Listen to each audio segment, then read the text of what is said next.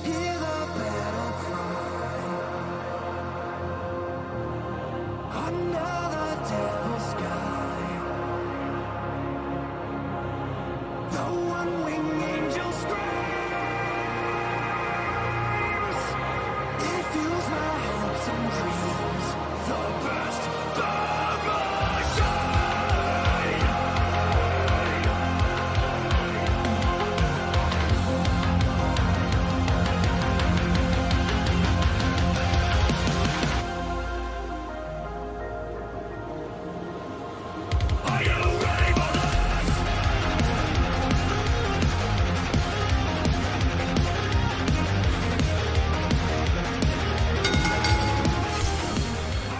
What's going on, guys? Welcome to the Broken Tables podcast. I am your host, Jeffrey Vegas, here with our co-host, as always, King Rome. How you doing tonight, sir? Doing great, Jeff. How was your Thanksgiving? It was excellent. Thank you for asking. How was yours? Oh, it was really good. Good food. I mean, had to see family, which is good and bad. It has its moments. Yeah, I actually had to go to two different, dinner events. I went to one that was around like noon or 1, and then I had to, bail to another one. So today was my third large meal straight of turkey, gravy, and stuffing. So I'm just like, got the Red Bull right here to counteract the tryptophan. Yeah. What up, Coach?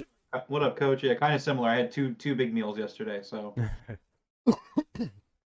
All right, welcome everybody to our AEW Rampage review at a very odd time for a Friday, but it looks like there's 2 hockey games coming up right now. We got the Flyers versus the Penguins, and then I think it was the Blues versus the Lightning or something like that. But here we are with Rampage coming off at 4 o'clock Eastern. First thing I want to say is F this time slot in the A. This ruined a lot of stuff I wanted to go do today, but it is what it is. All right, so here's my take real quick, and I tweeted this, and I'm on Hive too. You can follow me on Hive. I'm kind of doing both because they're both basically the same thing, so it's like whatever, whatever sticks. Yeah. I basically take my tweets and I'm posting the exact same things on both for right now. But anyway, so I tweeted about it / whatever you do on Hive. I don't know what they would call that. Whatever. Posted. Yeah. That for a Black Friday, I actually really liked this afternoon, early evening time slot. I think that for a lazy Black Friday, I think it just really fits in with the weekend because after yesterday, we went out this morning because we needed a new dishwasher. But other than that, we didn't do any Black Friday shopping in stores, and we haven't done Black Friday shopping in God knows how many years. It's all online nowadays anyway. But it was just something nice about sat down, and Coach loved it too. 1 p.m. is perfect. But if it was 1 p.m. for me, I'd be happy. Well, so there was just something cool about sitting down at 4 p.m. with I sat down with a plate of leftovers and some cherry pie and just kind of watched Rampage. And I again, not on a regular basis, but if we could do a 4 or 5 o'clock time slot on the East Coast for Black Friday, I think that's perfect. Yeah, if it was a normal time thing, I might be cool with it, but today was very odd. It hit right in the middle of when I start to get super sleepy throughout the day. You know what I mean? Getting old. So. Well, I think also, obviously there was hockey games on, but part of me wonders if they maybe did that because of the nature of Black Friday. A lot of people wake up early. A lot of people go out. Friday nights, I still work in the food industry, so maybe you can kind of, slightly help at Curly's. But from experience working in the food industry, it's Friday nights are fucking dead on Black Friday. It's just everyone stays home, nobody goes out, everyone's already gone out the day before Thanksgiving and Thanksgiving itself. And after you go shopping on Friday and Black Friday, you're just kind of done. So I thought it was a really smart idea to kind of just get in that little afternoon time slot real quick. Yeah, it wasn't horrible. I'm just complaining because I was sleepy. Sorry, I got my Red Bulls. It's all good. So I wanted to start off here with I don't know if it was because I got a little bit of a spoiler on this first match. We found out that Dante Martin had gotten injured. Mm-hmm. I don't know if that ruined the match for me, but something about this match felt off. And I really want to attribute it to that, to me knowing something bad happened in the match beforehand. But I don't know. I don't feel like I can fairly critique this match. Can you take this one and let me know what you thought? Yeah, absolutely. And I could definitely see where you're coming from with that. I mean, there was definitely some kind of, you're always kind of dreading it with those Rampage shows when somebody gets hurt Yeah. and you're like, oh, he gets hurt during this match. That really sucks. And it does lower the enjoyment because it's kind of like if you, like, you click on a video to watch a video of a car crash, you're anticipating that car crash coming, that like nothing else in that video really matters. You're just kind of staring at it, bracing yourself to see some awful stuff. So I can actually really attest to what you're saying. I still thought the match was really enjoyable for what it was. I mean, obviously, I wasn't like really into it because of that, but based on what people are saying, the Dante Martin injury was edited out of the match itself, and also apparently he is doing fine. Okay. I was gonna say they had to have edited it out because I was watching pretty intently, and the last thing that they showed him do was a backflip landing on his feet, and he had no problem, so I was wondering where it happened. I didn't even think about them editing it out, to be honest, but Yeah, okay. so apparently they edited it out, and he's doing better now. He's doing fine, so that's good to know. Obviously, it's something we'll have to keep an eye on moving forward. Did they say what the injury was by any chance? No, it was kept pretty under wraps. Part of me wonders if maybe it was blown out of proportion by the live audience. I mean, just because a doctor's checking you out in the ring while you're laying there, it doesn't necessarily mean you're severely injured. Yeah. So it could just possibly just be that, people live saw him laying there. Doc Sampson came and checked him out in the ring. Maybe he hit his head and they were just being precautious. Doesn't mean he I had thought a they were checking his concussion. knee.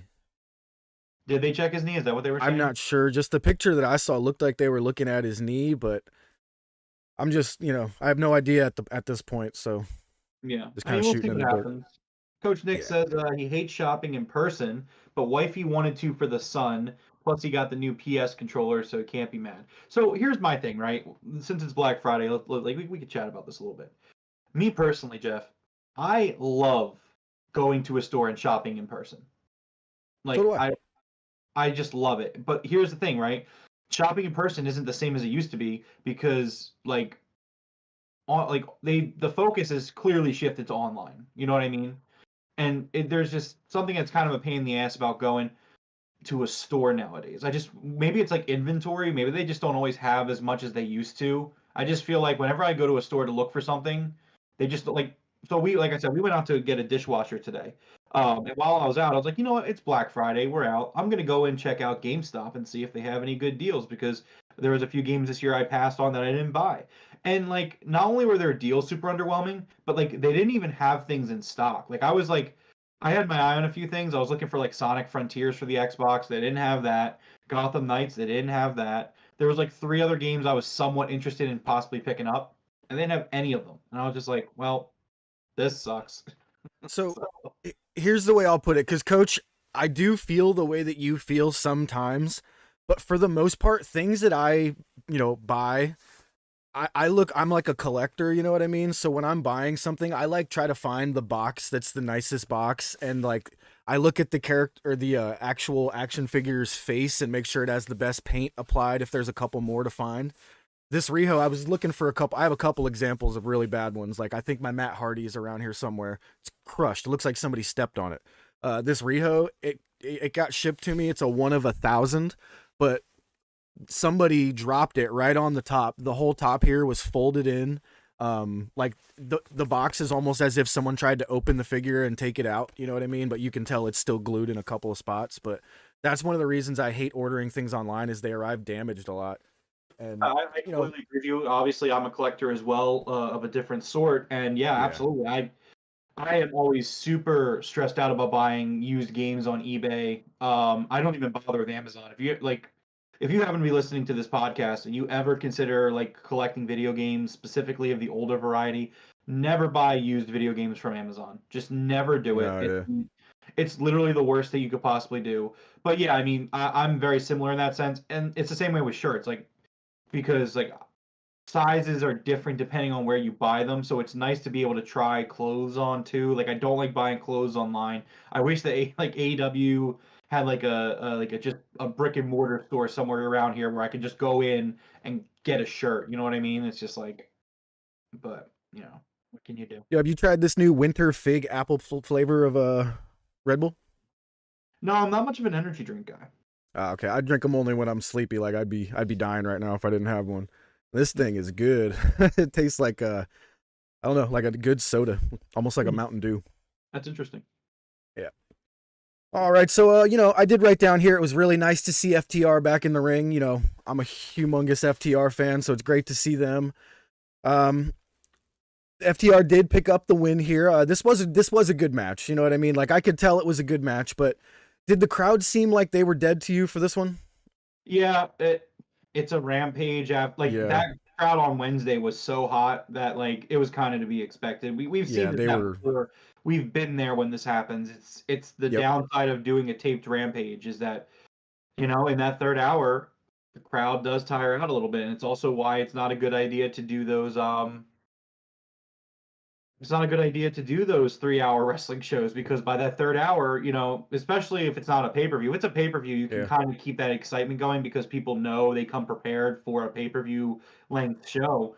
If you've never been to an AEW event, that first show you go to, that third hour of Rampage hits you. Like, that happened to me the first time we went, where it's like, you're so excited for, okay, they're doing the Elevation tape, and this is cool. You're not really getting super hyped because Elevation, and while there is some good matches on there, generally speaking, you kind of keep yourself reserved for it. And then Dynamite comes, and you're so excited for Dynamite, you blow up, and then you're sitting there, and they're like, "All right, guys, here comes Rampage," and you're just like, "Oh, I wasn't ready." Yeah. Oh. Yeah, I appreciate it, but I was not ready for this. Yeah. I mean, that's 4 hours if you're counting the Elevation taping. Yeah, you got an hour of the Elevation taping, 2 hours of Dynamite, and then Rampage. So yeah, the crowds are pretty tired by that time. Yeah, so I mean, the crowd wasn't super into this, but I write that off a little bit. That first match on Rampage, especially when the crowd is really hot on Wednesday, it is what it is. Yeah, I agree. Next up, we had a quick video package for Big Will Hobbs.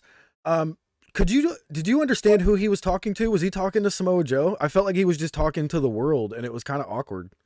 He was just talking to the world. This was further kind of exploring the character of Powerhouse Hobbs, which I really love that they did this, because they did so basically I feel like they understood that they really struck gold with him leading up to Full Gear. They did a video package with him saying why he wanted the TNT title so much, and talking about where he comes from and his lifestyle and how people die every day, and just and I thought that Coach really liked it too. I think I was talking to Coach about this, but like, it was a phenomenal video package that really established Hobbs as his own entity, and just really was just fucking phenomenal. And to see them kind of come back and do a continuation of this, we talked about it. This is kind of week one of the next arc of AEW, and there was definitely some things I noticed that I really liked, and just Hobbs getting another more expanded on the original concept here video package I thought it was just incredible, and it just sets the tone for him as a character.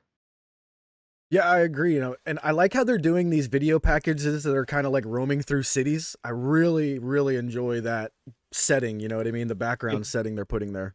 Yeah, dude. The cinematography. Let's go with, because this is cinema, folks. Yeah. The cinematography of this video package is just so well shot, so well edited, so well done. And honestly, I think that it would be really beneficial if, excuse me, that's what happens when you eat a lot of food for the course of a day. On a Rampage, I think you should literally just take like 90 seconds out of every Rampage and do this kind of package for someone on your roster, even if they're not featured in a thing like that. Because this segment did so much for Hobbs. I don't know what's next for Hobbs. I don't even know if there's a plan for Hobbs right now, obviously, because you know how Tony Khan kind of shifts and rotates his roster around from every few weeks to make new storylines for different people, giving them something to do. If this is just something to establish that Hobbs is who he is, like, just keep doing these. And it doesn't have to be like obviously the same thing, but just go work with a talent. I don't know, pick somebody, pick Sky Blue. Like, okay, Sky Blue, like, we want to establish you and really flesh out your character. Like, let's make a 90-second. Actually, I think the Hobbs thing was only like 45 seconds, even better. Yeah, it's like, let's do like 45 seconds. And like, let's just really flesh out your character and and make you feel elevated. And 100%, I agree with that. That's an excellent idea. I really love this segment. I thought it was so good. All right, next up we had the Jericho Appreciation Society make their way to the ring. Cool Hand Ange got on the mic and said, "All hail the Ocho, Chris Jericho." And Jericho basically says, he's the greatest Ring of Honor champion of all time, and who's going to dethrone him? And he points at a couple geeks in the audience, and we get Claudio's music. Claudio cuts an okay promo. I mean, it was almost like Soraya's nervous promo. Did it come across to you that way? Man, this promo was fucking terrible. Thank you. I didn't want to just come out and say it because I thought you might shit on me, but yeah. No, it was really bad, and I feel like Jericho Yeah. also wasn't at his best, which I won't hold that against Jericho, because keep in mind, in the real world, the dude just wrestled fucking Ishii like 30 Yeah. minutes prior. So the fact that Jericho came out looking Oh wow, yeah. as comfortable, because think about it, they did the main event of You're Dynamite, right. and then there was an FTR match. The FTR match was after that. So like Wow. they cleaned up the ring and changed the aprons, and then they did what was probably edited. It was edited down to 15 minutes, so it was probably more like 19 minutes, 18 minutes. So you're talking 30 minutes. 30 minutes later, Jericho's out there fucking looking cool as a cucumber, hair tied back all neat, got a little band-aid on his chest. Like, come on, man! Like That's a great point, actually. And he's got to have something to work with to go back and forth with someone. You know what I mean? Like he wasn't really giving him anything to work with either. Yeah, But he really wasn't, and it just the way Jericho kind of had to react to Claudio. Claudio came off as very kind of dry, also very yeah, unsure of himself. I understood the points he was trying to get across, so like it wasn't his yes, delivery that was off. Like it was his delivery that it was was his off. delivery. Yes, Yeah, it absolutely. wasn't the content of the promo, it was the delivery itself that just man, it was just not good. And Jericho's Yeah. kind of like, you think that, huh? Oh, yeah. And So it's like, oh, luckily, Daddy Magic luckily saved this. I think the moment he started talking, he saved this whole thing. So Daddy Magic says, "Wait a second, I got an idea here," because Claudio asked for a shot at the title, and Jericho basically said no. But Daddy Magic jumps in and he says, "Listen, I got an idea." He's like, "You used to be a really good sports entertainer, so how about we have the match? And if you lose, you got to join the Jericho Appreciation Society." And Jericho liked the idea too. He said, "You're getting my nipples hard." The crowd actually popped for that, and I think that actually woke the crowd up. Like I said, I think Daddy Magic turned this entire episode around here right at this point. He kind of woke the crowd up with that, and Jericho's going to give Claudio a shot, and if he loses, he has to join the Jericho Appreciation Society. I actually think we see that happen more likely than Claudio getting that title back. yeah. My takeaway from this was this is not the main event I thought they should have done. Nothing against Claudio. I think obviously I love Claudio. I think he's fantastic. He's excellent. I don't think this is the main event for the pay-per-view you should have done. I don't think that stipulation helps you. I think makes the match very predictable. Because it just seems like it's the Blackpool Combat Club is just on the verge of collapsing. Regal's gone. Danielson and Mox are kind of at each other. I feel bad for Wheeler Yuta. I'm sure he'll be fine going off on his own, but Oh, he'll be fine. I feel like the writing's just on the wall for the Blackpool Combat Club, and I think this just kind of made the match extremely predictable. Where it's like, oh yeah, Jericho's gonna win. Like I already thought he was gonna win. So it was fine. Again, like this segment in general, like yeah, Daddy Magic was funny. He's always really funny and very entertaining. But yeah, terrible promo from Claudio, not very great from Jericho, and it booked a match that I don't think was the right match to do for the pay-per-view main event, with a stipulation that just seems very predictable. So this is actually a pretty low Yeah, score for me. A pretty out on this segment in I general. actually didn't really think about that being the main event, but I was for some reason I was thinking Samoa Joe was going to be the main event in that. But yeah, that's a great Well, point. That'll it's the definitely Ring of be the Honor main World event. Title. The Ring of Honor World Yeah, Title was the exactly. main Yeah. event of the pay-per-view. The only reason they didn't main event last time is because Jonathan Gresham's a little sissy, little loser. Little bitch. A little bitch. You said I was gonna Just kind kidding, of be Jonathan. somewhat respectful, but yeah. I don't know. So underwhelming segment, which led to an underwhelming booking, in my opinion. Wasn't really Well, into it, I but can say this though. You've been predicting that Jericho's the champion because of the Ring of Honor TV deal and stuff like that. If there's two guys that are going to get a lot of eyes on it, it's probably going to be Claudio and Jericho. You know what I mean? They're both known by the entire wrestling world essentially, so we'll see what see, happens. that's why I would have done Jericho Danielson here, and you could Yes. have even Yeah. still done because here's the thing, right? So Danielson Jericho, they've had two matches already, so I understand it. I understand the hesitation to do a third match. I do. I get that. But I honestly thought the way to go with this, for the sake of Ring of Honor, is to have Danielson versus Jericho, and you can have it where you can have a similar ultimatum where Danielson says, "I will never challenge for a title again, or I will never challenge you again, Chris. Like I'll be out of your hair forever if I lose." Um, I thought that would have been the way to do it. I would have had Danielson actually win the title from Jericho at Final Battle. Because I think Danielson really embodies what Ring of Honor is, obviously, both in a literal sense of him being there throughout its history and also a spiritual sense. So it's not the match I would have done, but I mean, it's going to be a good match. I don't have any doubts about the match itself being good. I'm just not a fan of the booking and the storytelling that we're doing at the moment. I got you. No worries. All right. Next up, we got Renee Paquette with Toni Storm. And man, I think Toni Storm had two black eyes here. Did look like her nose had been broken, or something in her face had been broken a little bit there at the pay-per-view. She was bleeding pretty good in that match with Jamie Hayter from the nose area. She says she broke her face defending that title, and she's going to break it again to get it back. I actually really liked this promo here, and they asked her how she felt about her reign being considered an actual, real title reign, and she said the same thing that I had said the whole time. Is she's like, I never even considered an interim belt. She's like, this division deserved a champion, and that's what I was. So I actually really liked hearing that from her. That was awesome. Yeah, I thought this was a really great segment. Toni getting that moment to speak after her title reign being recognized as legitimate.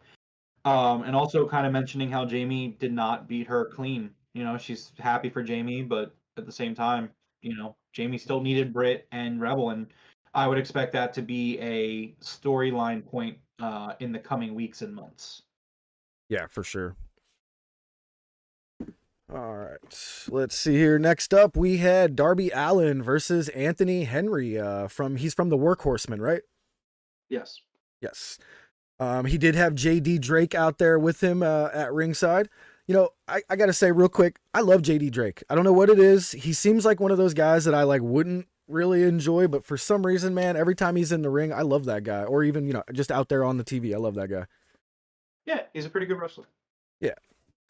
And this is the point where I kind of really noticed the crowd. I was like, okay, Darby Allin just came out with Sting, and I can hear random people in the audience basically booing and talking to each other. Chicago, as good as you guys were for Dynamite, you were equally as bad for Rampage, is what I wrote down. That's right. But this was a great match. Your traditional Darby Allin mid-card match. Darby gets his ass kicked for most of the match and makes a amazing come from behind win to get the 1-2-3. I don't think anybody doubted Darby winning here, but they definitely let Anthony Henry get some work in there. But yeah, great match from Darby. I wish the crowd would have been a little hotter when Sting walked out. Come on, guys. Yeah, I agree. I thought this was a really fun match. I love the chemistry that Darby Allin and Anthony Henry have. They played off their history a little bit here. They did a promo that didn't make TV, but it was on Twitter I saw earlier today about Anthony Henry talking about their history. And I guess last time they faced, Henry beat Darby really badly. So Really? yeah, apparently he's like, I left you laying out there passed down. By the time you woke up, I was already leaving the building or something like that. Oh shit. Um, but yeah, it was a really good match with two very talented guys who have some good chemistry together. And I would say maybe look forward to seeing this again in the future. Obviously, probably not the near future, but somewhere down the line, I feel like this is a really good match to just kind of book to throw out there. Yeah. It was a great match. I was glad they put it together. I love both those guys. I want to see the Workhorsemen back on TV, together in the ring. I don't know if JD might be injured or something, but no, I just want to see them, bring them back. Let's go. Next up, was this Lexi Nair? I forgot to write down who it was, but I believe it was Lexi Nair with Athena backstage. Yes. Okay, so Lexi informs Athena, that she's been suspended and all of that, and she can lift her suspension with a public apology for her antics, where she's the one who smashed Aubrey Edwards, correct? Yes. Yes. So Athena gives a obviously not sincere public apology. She's just like, okay, sorry, and Lexi accepts it, and looks like we're gonna have Athena versus Mercedes Martinez coming up. They didn't really confirm it or anything, but she challenged her for the Ring of Honor Women's title. And dude, I could not think of anybody better at the moment. Maybe Serena Deeb to hold that Ring of Honor Women's Championship. Yeah, I completely agree with you. I thought that it was really smart to have Athena be storyline suspended. And she wasn't necessarily informing Athena. Athena already knew. Athena was pissed off about it. She was more so informing the fans that Athena had been suspended. And that's why she wasn't on Dynamite this past Wednesday or on the pay-per-view. Anywhere. Gotcha. So I was kind of... Oh, go ahead. No, go ahead. I was just going to say, I was saying she informed her she could lift the suspension with the apology. That's all. Yes. Yeah. But I thought what followed was just a really awesome promo from Athena. This character change, this heel turn into this really just a rough and tough bad guy is really good. Love that she referred to her Dark and Elevation opponents as trash bags. Trash bag after trash bag after trash bag. But yeah, I mean, like you said, I feel like this is probably setting up for Athena versus Mercedes Martinez for the Ring of Honor Women's title at Final Battle. And I would absolutely give Athena this title. I would completely, definitely do that. Yeah, I mean, it just screams her name, Once they flashed it to me, like dangled it in front of me, I was like, yes, give it, give me. So, all right, next up we had Hikaru Shida versus Queen Aminata. And I think I messaged you in the Discord. I was like, yo, Queen Aminata needs to join forces with the embassy, become the leader with Prince Nana, where like she just sits back like on a throne while everybody else is at the ring and tells them what to do. Yeah, I think that would be, I don't know why, it just popped in my head. I don't know. Only one leader of the embassy, and it's Prince Nana. But he's only a prince, man. He needs a queen, Again, you're arguing semantics. He's basically... I know. He is fantastic. He's a kid. So Penelope and the Bunny come out to essentially cast distraction towards Hikaru Shida as the bell rings. This gives Queen Aminata the chance to attack before the bell.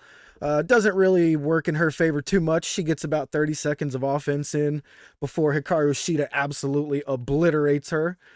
Picks up the win here. What do you think's going on with Penelope and the Bunny kind of doing this? I feel like Shida's going to need a tag team partner soon.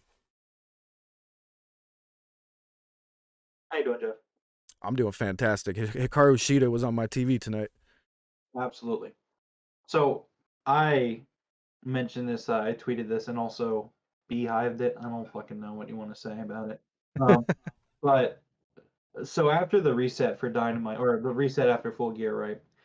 There was some things that are clearly still a priority, and I'm extremely happy to see that the women's division is still a priority in AEW.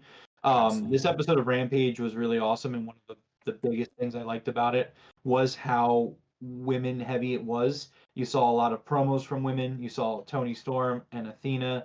You had Bunny and Penelope are starting a new storyline with Shida. Like it's a new storyline in the women's division that has nothing to do with either title.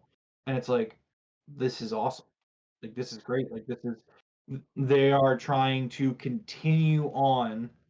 I thought is this a button on the mic? Jesus, no, it's not a button. I thought it was a button.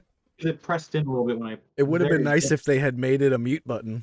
Yeah, I was like, did I just mute it? But no. And so I really appreciated and enjoyed how much of the women's division was still a spotlight here. I just thought that it was really awesome, and it was all really good stuff that was done. So very happy. And we do have the lineup for Dynamite next week, and more women's wrestling is on there. So it's really awesome to see that it wasn't like, okay, well, Toni Storm's our champion, so we're gonna kind of put this Toni, this huge push, and we're gonna keep it going. It's like, no, they are keeping the foot on the gas pedal and making stories for the AEW women's division, and some of them don't have anything to do with the title, and I think that that's just awesome. Yeah. Now, I'm glad you said that, because that segues right into my next point, to be honest with you. So I feel like when you have two girls that are known to be a tag team kind of attacking this one, Hikaru Shida, who doesn't have a tag partner at the moment, I feel like eventually they're like, she's going to need to even the odds and find some help. And the more and more we continue, I think I'm seeing the women's tag titles coming in the future. You know, we had that 3-way dance of the women's tag the other night. We had this now, which is kind of hinting at Shida needing a tag partner or something of the sort. I really think those titles are coming, man. Yeah, I'm not opposed to it. I would be cautious. I like that not every title or not every storyline needs a title attached to it. So, I mean, for the time being, I'm okay without it, but I wouldn't be upset if it became a thing. No, not at all. Hey, we got Reality in the chat. Wants a Rosa Storm, Mercedes Monet, Shida Riho versus Britt Hater D, Bunny Penelope, first ever women's blood and guts match. Wow. That would be That- all. Yeah, yeah, that's a 5-on-5 right there. Yeah. But I mean, I'll say this: I would not get your hopes up. I expect that Sasha Banks is going to be a Survivor Series whatever day this weekend that is. All the Um, competitors for that women's team have been announced. doesn't mean that so. I don't know, man. I think that if she was going to debut, she would have done it this past week for AEW. I don't know. I don't think she wanted to overshadow Soraya now that I'm thinking about it, but it could go a million ways. I have no idea. I don't know. I think she's going to go back there. Which how the hell are you going to have a Survivor Series pay-per-view and not do any traditional Survivor Series elimination matches? Yeah, that's weird. Here's a question for you. So Bray chose to go back there, and look at his booking so far. Yeah. If I was Sasha / Mercedes, I'd be like, hold on.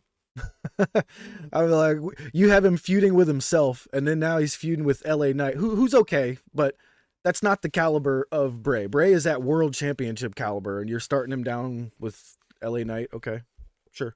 Why don't you just start him with the Miz? You know. But all right, let's move on before we give Rome a heart attack here. It's called Survivor Series. Yeah.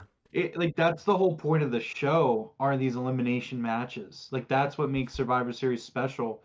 And so instead they're gonna start doing war games at Survivor Series, which no offense, but WWE's version of the war games concept is lame as fuck. It's number one, you take the roof off the cage. I think that's lame. Number two, having it so the match can end in a pinfall, extremely lame. You mean to tell me that they're gonna have this crazy bloody, and that's the other thing, right? The War Games is now clearly taking the slot of it's just another match in WWE that has no meaning behind it, no purpose. It's going to be the new Hell in a Cell where they're going to do a War Games every year, and you're just going to have to shoehorn some rivalries together to make it mean something, even though it doesn't really meet the necessity. Like when AEW does Blood and Guts, right? Or when they used to do a Stadium Stampede, there was a significant buildup for a rivalry where you were just like, man, these guys, all 10 of them or whatever, they just want to kill each other. You need that match. Like Jack Perry versus Luchasaurus. That needed something like a cage match last week. You don't want to just have these War Games matches because it's fun to do a War Games match. It just takes a lot of the special feeling out of it. But ironically, on the flip side, what makes sense to do in that capacity where you're just throwing things together? The Survivor Series elimination matches. It's like if you want to do this yearly thing, keep what you had because believe it or not, that was a Vince idea that was actually really good. Obviously, Vince also strayed away from the idea towards the end of it all, but the elimination matches were always so cool. You go back and look at the history of the event, and it's just yes, over the years they would because the first few were just those kinds of matches, and then eventually they were like, well, we're gonna have a world title match, we're gonna have some singles matches on there. Okay, I understand not doing 6 elimination tag matches in a night. I get it. I can understand. But you mean to tell me that you couldn't do any of this War Games build would have been perfect for an elimination tag match. But instead they're like, okay, well, we NXT had War Games, which we stole from WCW, so we gotta have it on the roster. Everybody loves Pinocchio Paul for his NXT days. We gotta do it. And it's just it's lame. It's very lame. I'm sorry. It's extremely lame. Yeah, I'm with you on that one. So lame. All right. So let's move on here. We had the Time for the main event. We had the interview with the Dark Order versus Roosh, the Butcher, and the Blade, with the world's strongest man, Mark Henry. Now, I gotta say here, the Butcher and the Blade's little tiny bit of a promo that they got to cut was freaking fantastic. Put these dudes on the mic more. Their little like cheesy insults were great. You know what I mean? Like, definitely give these guys more airtime. Put them on the mic, and they're great in the ring as well. You know what I mean? Pretty much the same thing in my notes. Yeah. Yeah. And real quick, after we got it's time for the main event, we got a quick interview with Lexi Nair and FTR in the back. Basically, Dax said, "I'm sorry, Lexi. I know you're trying to do your job, but let me take over here real quick." He calls out the best wrestler in the world, Bryan Danielson, asks him for a match. When he said, "I want to call out the best wrestler in the world," my brain immediately was just like, Bryan Danielson? And sure enough, he said it like the moment after, you know what I mean? So that's freaking awesome. I can't wait to see Dax versus Bryan Danielson. And I think this is Dax trying to remind everybody, like, hey, I know are all worried about Orange Cassidy winning that championship right now, but I'm still in the running for best wrestler of the year over here. Well, he's absolutely in the running. It doesn't mean he should win it. But no, he's great. Oh, I love Dax. He's great. Yeah, it was great. All right, so we now had the match of Dark Order versus Roosh, Butcher, and the Blade. This was going to be John Silver, Alex Reynolds, and Ten, but Ten had yet to show up. The Dark Order were very confident that he was going to show up at some point, so, they confidently went out there by themselves. This was essentially 2-on-3 for most of the match, or, actually like 4/5 of the match, to be honest. Evil Uno and -1 came out towards the end, and they were, signaling from the back, like, come on. And all right, here comes 10 running down to the ring. And I knew it immediately. I was like, this is it. We're finally getting it. I've been talking about this for months. We are finally getting 10 turning on the Dark Order. He gets in the ring, gets face to face with Roosh. John Silver's kind of just off to the left. And he turns and he smashes John Silver to the mat. I absolutely love this. I've been waiting for this for months. I know, or I don't want to say I know, but I'm hoping that you enjoyed this because I know we've wanted something for the Dark Order for a while. This essentially crushes the Dark Order down to 2 members. They're essentially three members, essentially non-existent anymore. This was freaking fantastic. After 10 uses Brody Lee's finishing move on Silver and Evil Uno, they rip Evil Uno's mask off his head, leaving him there. Looked like he was a little bit bloody. He didn't exactly see his face. They only kind of ripped the top of the mask off. The mask still covered up his face, just enough. And then 10 starts walking towards -1 on the ramp. Takes off the mask and slams it down on the ground in front of him. And finally reveals that face to the crowd. -1 did an excellent job here of just kneeling down, picking up the mask, and looking like he was crying, and he was just kneeling down, kind of extremely disappointed. I was very happy for -1 here because everything about this made sense for him. It didn't look like they were forcing a little kid out into the show or anything like that. I loved this from beginning to end. So, watching this segment, like with all things with the Dark Order, for me personally, this well ran dry last year, and I have enjoyed very little of what the Dark Order has done since Full Gear 2021. That being said, watching this, the longer it goes on, the better it got. So 10 not being there, I was like, yeah, this is probably it. Like, he's probably going to turn here, but I could also see them being like, he's not leaving. I could see that. So I was like, okay, cool. He runs out. Of course, they get -1 for this. Excellent to get him for this. He comes out, lays out Silver. That's good. I'm like, cool, great, that's good. Roosh wins the match. I'm thinking maybe that's the end of it.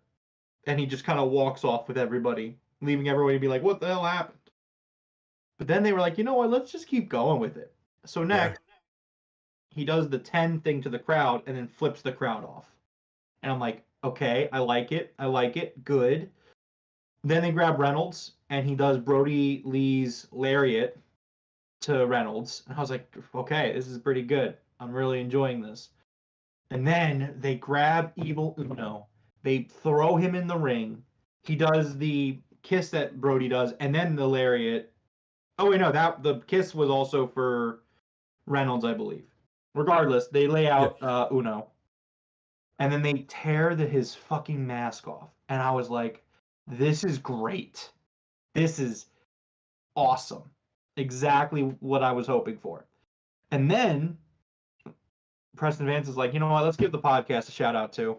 Takes Reynolds, put Reynolds through the table, and I'm at this point, I'm like, "This is fucking incredible. This is excellent." And then they were like, "You know what? Let's just go the extra step and just make this as good as it possibly can be." He walks up to -1, like you said. The camera behind him takes his mask off, throws it at -1's feet, and -1 just sits there and weeps.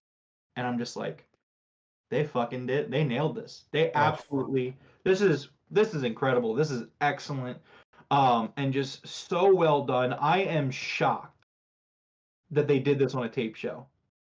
Like, and that's why I kind of thought the swerve was coming, because people, myself included, have even said, like, apart from the video packages they shoot and don't show live, Rampage usually doesn't show a lot that could be construed as major moving forward type implications. They'll do a match and then they'll address the implications either in a package or on commentary or, the following week on Dynamite. This was not the case here. And I just thought that it was excellent, just fantastic to have Preston Vance. Everything that they did was perfect. And the severity for each person was just equally perfect. Like John Silver, like shut the fuck up, John Silver. The fact that it was John Silver that took the pin, like I like John Silver, but like he is kind of like for me like the embodiment of how much I hate the Dark Order. Not because like I don't hate John Silver, but like the fact that the Dark Order is clearly falling apart around you and you just want to keep making dumb jokes that aren't very funny. They're kind of funny when everyone, like, when you're in a group setting with 7 people and everybody's cracking jokes and laughing about it, it's funny. But when it's like, okay, things aren't going very well and there's only 3 of us or 4 of us at the time, and Silver's like, Jose, the assistant's your last name. It's like, bro, like, read the room. So for Silver's annoying ass to get it was just excellent. Reynolds is just kind of there, so I thought it was funny for them to just like, hey, we're just gonna lariat you and put you through a table. Uno's mask was just symbolic, and then again, just and like here's the thing, like if Tony Khan really wants to go this route, right, you could have it so -1's first match, like when he's ready to wrestle, is against Preston Vance, and he could just bring back the mask and like just hold the mask and just do some like there was so many ways that this was well done. And again, we're just continuing this new arc of AEW and just big shakeup there. Yeah, and I've seen his face before, but many people had not seen Preston Vance's face before. I don't know why you ever put a mask on that guy. That dude's got the look. He's definitely gonna get some fans going. The ladies for sure are gonna be fans of this guy. I think we got a bright future in store for 10 there. He's got the physique, he's got the build. Just let's see if we book him right and get that push going, Yeah. So very happy with that. Absolutely. All right, so that's it for Rampage tonight. I think the second half of the show was much, much better than the first, and this might be the first time I think ever that the ending of the show was better than the beginning of the show for me. And that's crazy since it was FTR at the beginning. You know what I mean? Like, I never would have thought that I'd say that, but I really, really enjoyed the ending of this show. Just excellent ending of the show, and I thought the show was really awesome in general. Again, it was a nice touch. Like I just liked the time slot. It was a nice lazy Black Friday afternoon. Sat down with a plate of leftovers and just kind of threw it on, and just it was just cool. It was just kind of chilling, and it was nice. Absolutely. All right. So I know they said we're going to be getting more announcements over the weekend here, but what do we have so far for Dynamite? All right, so announced for Dynamite next week, the go home show for Winter is Coming. Uh, Also, it's the go home Dynamite, I believe, for Final Battle as well. So I expect we're gonna get a lot of matches announced for that next week as well. But first off, we have Bryan Danielson versus Dax Harwood. Jade Cargill will have her TBS Championship celebration. We have Game 3, the Death Triangle versus the Elite. The Death Triangle up 2-0 in that situation. We have Willow Nightingale versus Anna JAS, and we will hear from the AEW World Heavyweight Champion Maxwell Jacob Friedman. Awesome. I can't wait to hear from MJF. That's like my most anticipated moment. I need to see that dude with a belt around his shoulder. Oh, God. Can't wait for that one. Yeah, definitely. I think it's going to be great. All right. So Winter is Coming is next Wednesday. Not this coming, but the one after. It's the 14th. I can double check real quick, but I believe. All right. So yeah, I do believe it will be the 14th. Oh, no. So we have, it is not the go home for Winter is Coming. We have the Dynamite on the 30th. The Dynamite on the 7th, and then the 14th. See, the problem is that usually I'm used to Thanksgiving the last few years. It's been like very late in the month. Gotcha. So in fact, like I was off a week. For me, like for some reason November ends in like 2 days, but it doesn't end until next Thursday. So gotcha. Okay. So we got a couple of weeks before that. Yeah. But we are going to announce that at Winter is Coming, we have Juhas versus Coach Nick for the #1 contendership for Rome's Broken Predictions Championship. We will be having each one of them separately on an episode of the show up until the Winter is Coming show. So haven't decided who it's going to be next week, but either Coach Nick or Juhas will be joining us to, give their thoughts on the match before Winter is Coming. So that should be a good time, huh? Yes, and I think that once this match happens on December 14th, and with these young challengers coming in for some time on the podcast, I will officially cemented my place as the main booker of the Broken Tables podcast. I'm just saying, the guys I'm booking they want to be here, they want to win the championship, and they want to stay here. I mean, that's just not the guys that you book. You know what I mean? So I don't know. But yes, Coach Nick, you are invited on to the Broken Tables podcast to not only talk about the show, but also, address your opponent on December 14th. And you also have the same invitation. All right, man. Well, I think that's going to do it for us. You want to go ahead and close us out? Absolutely. Well, this has been episode 94 of the Broken Tables podcast. If you enjoyed this episode, please consider giving us a like and a follow. Like and subscribe or a follow, depending on where you find us. Thank you to everyone hanging out with us live here on YouTube.com. This is our Friday Rampage exclusive show on YouTube, exclusively found here. So please make sure you subscribe. Reality Creator saying, hopefully this Rampage gets decent numbers and they consider this earlier time slot. I know, man. I really hope so. But once again, thank you to everyone listening to us live, hanging out with us live. Thank you to everyone who checks us out in the future. We go live on YouTube following every single AEW Dynamite, Rampage, and pay-per-views. Also, check out the Game Room podcast, which airs every Monday night at 9 p.m. Eastern, 6 p.m. Pacific, where we talk about video games. I don't have the topic exactly nailed down yet, but I do have some fun stuff to talk about, including this ongoing war between PlayStation and Xbox, and just the hilarity that is PlayStation fighting for its life to stop this deal from happening. Yeah. It's going to affect it. But regardless, there will be more of that for Monday night. Hope to see everybody then. Enjoy your Thanksgiving weekend. Absolutely. Well, until Monday night, thank you guys very much for joining us. And Top Guys out.